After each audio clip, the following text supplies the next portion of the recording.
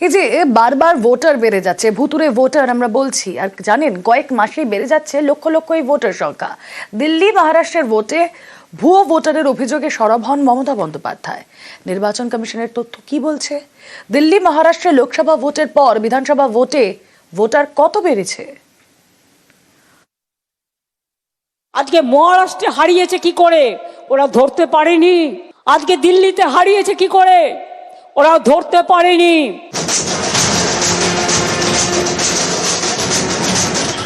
কিভাবে জিতলো বিজেপি? ভোটে কারচুপি করে? ভুয়ো ভোটারের অভিযোগে সরব মমতা বন্দ্যোপাধ্যায়। নির্বাচন কমিশনের ওয়েবসাইটে রয়েছে, দিল্লিতে 2020 সালের ফেব্রুয়ারিতে বিধানসভা ভোটের সময় ভোটার ছিল 1,47,97,990। 2024 সালের লোকসভা ভোটের সময় দিল্লির ভোটার সংখ্যা বেড়ে দাঁড়ায় 1,52,14,638। অর্থাৎ 4 বছরে দিল্লিতে ভোটার বেড়েছে 4 লক্ষেরও বেশি। ঠিক 10 মাসের মধ্যে দিল্লিতে আবার ভোট হয়। 2025-এর ফেব্রুয়ারিতে দিল্লি বিধানসভা ভোটের সময় দিল্লির মোট ভোটার সংখ্যা 1,55,24,858।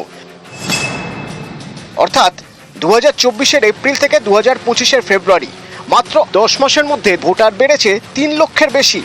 যেখানে 4 বছরে 4 লক্ষ ভোটার বাড়ে, তার ঠিক 10 মাসের মাথায় সেখানেই বেড়ে গেল আরো 3 লক্ষ ভোটার। আম আদমি পার্টিকে বিপুল ভোটে হারিয়ে দিল্লি বিধানসভার দখল নেয় বিজেপি।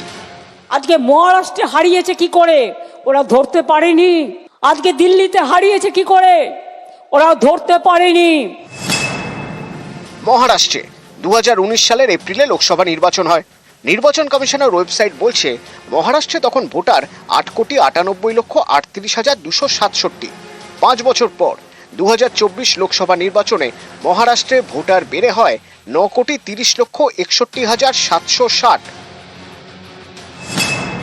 অর্থাৎ 5 বছরে মহারাষ্ট্রে ভোটার বেড়েছে 32,23,493। ঠিক 7 মাসের মধ্যে মহারাষ্ট্রে বিধানসভা ভোট হয়। নভেম্বরের বিধানসভা নির্বাচনে মহারাষ্ট্রে ভোটার বেড়ে হয় 9,64,85,765। অর্থাৎ মহারাষ্ট্রে 7 মাসে ভোটার বেড়েছে 34,24,005 জন। এখানেও বিজেপির ঝড়ে ঐতিহাসিক জয় ছিনিয়ে নিল মহাজুতি জোট। কিন্তু বিরোধীরা প্রশ্ন তুললেন, যে মহারাষ্ট্রে 5 বছরে 32 লক্ষ ভোটার বাড়ে, পরের 7 মাসে সেখানে আরও 34 লক্ষ ভোটার বেড়ে যায় কি করে? অতনু সাঁপুই, নিউজ 18 বাংলা।